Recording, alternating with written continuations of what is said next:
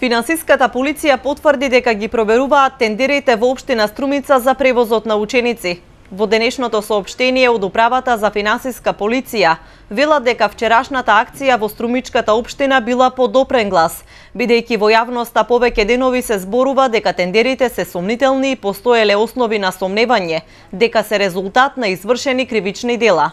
Оттаму демантираат дека во општинската зграда влегле без налог, туку според соопштението подпишано од директорот Александар Тргачевски.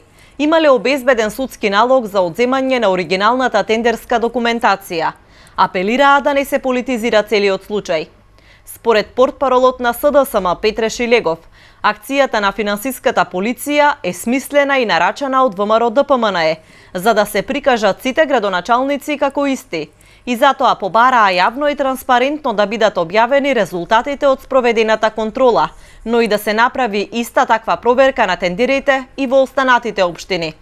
Финансиската полиција има обврска да ги провери сите јавни набавки во другите општини на државата и јавно да ги соопшти резултатите од тоа што пронашле. При тоа треба да обезбеди јавност и транспарентност во постапката.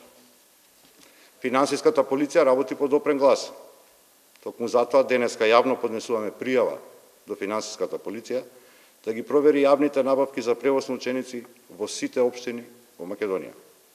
Идентично како што тоа го прави во Струмица и Куманово.